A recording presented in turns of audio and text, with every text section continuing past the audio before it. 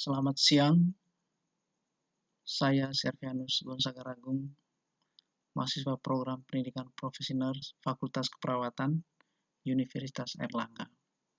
Pada kesempatan kali ini, saya akan memberikan edukasi terkait peran perawat jiwa dalam mencegah kekerasan dalam rumah tangga. Apa itu kekerasan dalam rumah tangga? Menurut Undang-Undang Nomor 23 Tahun 2004 tentang penghapusan kekerasan dalam rumah tangga menyebutkan kekerasan dalam rumah tangga adalah segala bentuk kekerasan yang meliputi kekerasan secara fisik, secara psikis, secara seksual, secara ekonomi, secara seksual. Secara fisik contohnya adalah menampar, memukul, menendang, menjambak rambut. Secara psikologis contohnya adalah penghinaan, rasa marah, ancaman, intimidasi, isolasi, verbal abuse. Secara seksual itu adalah pemaksaan atau penuntutan hubungan seksual. Secara ekonomi contohnya adalah kontrol keuangan yang ketat, tidak memberikan nafkah kepada istri, anak, atau anggota keluarga. Secara sosial itu adalah selalu dibuntuti, melarang istri, anak untuk keluar rumah, selalu di dalam rumah, selalu dikekang. Ending atau ujung dari kekerasan baik secara fisik, psikis, sosial, ekonomi, dan seksual adalah trauma yang mendalam bagi korban. Siapa saja yang mengalami kekerasan dalam rumah tangga? Semua orang yang tinggal dalam rumah atau di dalam keluarga itu adalah berisiko mengalami kekerasan, baik sebagai pelaku juga sebagai korban. Seperti suami, istri, orang tua, anak-anak, lansia, dan juga pembantu. Apa penyebab perilaku kekerasan dalam rumah tangga? Ada 3. Yang pertama adalah biologis, di mana adalah gangguan sistem limbik pada otak dan juga neurotransmitter memicu seseorang untuk mudah melakukan perilaku kekerasan. Yang kedua adalah psikologis, seperti adanya kegagalan, frustasi, keputusasaan, pernah menjadi korban atau saksi perilaku kekerasan. Yang ketiga adalah sosial budaya, di mana perilaku kekerasan bertujuan untuk memenuhi kebutuhan, sehingga akan dilakukan secara terus-menerus. Selain itu adanya budaya penerimaan dari masyarakat bahwa perilaku kekerasan itu adalah sesuatu yang lumrah, hal yang biasa, dari tidak dianggap sebagai sesuatu yang bertentangan dengan hukum. Jadi sudah dianggap sebagai sesuatu yang lazim. Apa dampak perilaku kekerasan dalam rumah tangga terhadap korban?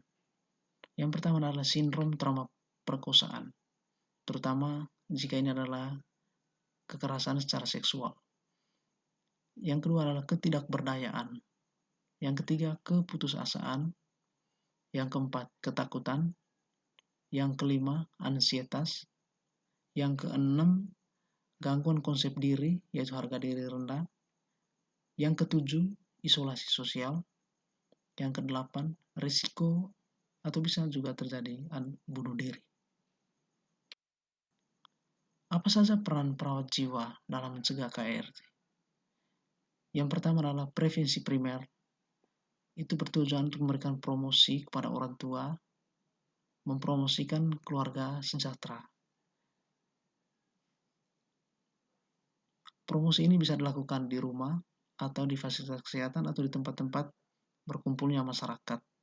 Tujuan dari promosi ini adalah memberikan edukasi atau penyuluhan pendidikan kepada orang tua tentang pentingnya keharmonisan dalam hidup rumah tangga dan bagaimana dampak dari kekerasan dalam rumah tangga terhadap pertumbuhan anak dan juga anggota keluarga lainnya.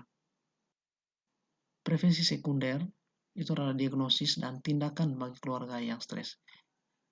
Perawat bisa melakukan diagnosis atau menegakkan masalah perawatan berdasarkan hasil pengkajian yang komprehensif terhadap pasien, terhadap korban. Dengan demikian bisa melakukan intervensi atau tindakan yang diperlukan saat keluarga mengalami krisis atau stres. Tindakan itu bisa dilakukan di rumah sakit, bisa juga dilakukan di rumah. Yang ketiga adalah prevensi tersier. Itu kegiatannya adalah edukasi ulang, memberikan edukasi atau penjelasan kepada keluarga yang sudah mengalami kekerasan dalam rumah tangga ataupun yang belum, supaya tidak melakukan kekerasan dalam rumah tangga. Untuk keluarga yang sudah mengalami kekerasan dalam rumah tangga akan melakukan rehabilitasi keluarga dengan kunjungan keluarga, dengan terapi modalitas yang dimiliki, sehingga trauma yang mendalam itu bisa diobati atau berkurang dampaknya, terutama bagi anak-anak. Edukasi apa yang sebaiknya diberitahukan kepada korban?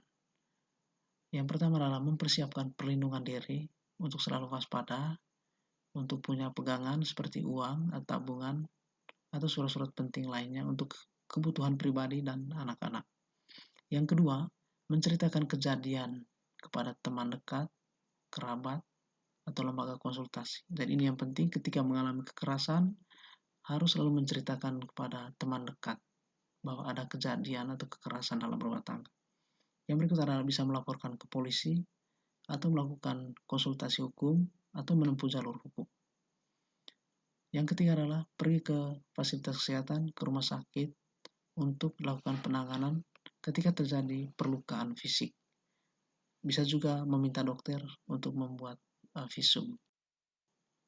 Prinsip pedoman dalam menolong korban KDRT ketika kita menyaksikan adanya kekerasan dalam rumah tangga, apa yang kita bisa lakukan? Yang kita bisa lakukan adalah prioritaskan keamanan korban dan anaknya. Yang kedua, yakinkan bahwa pelaku bertanggung jawab pada kekerasan dan harus menghentikannya. Yang ketiga, melakukan advokasi pada kepentingan korban KDRT dan anak-anaknya. Yang keempat, kita bisa melakukan rujukan ke fasilitas kesehatan bila mana sudah terjadi perlukaan fisik atau menimbulkan korban. Apa intervensi perawatan? Apa yang perawat buat untuk menangani korban kekerasan dalam rumah? Yang pertama adalah validasi. Pastikan bahwa pasien tidak sendiri, kita hadir, kita memberikan ketenangan, sambil juga kita mengkaji, mengambil data-data yang diperlukan. Yang kedua, memberikan informasi atau menyiapkan informasi yang dibutuhkan supaya menjadi data pendukung untuk diberikan kepada pihak yang berwajib atau untuk penegakan diagnosis, untuk intervensi yang tepat. Yang ketiga adalah safety planning. Kita memindahkan korban dari tempat kejadiannya ke tempat yang aman. Dengan demikian pasien akan merasa aman. Yang ketiga, kita bisa melakukan kontak atau lapor pada polisi saat terjadi kekerasan dalam rumah tangga.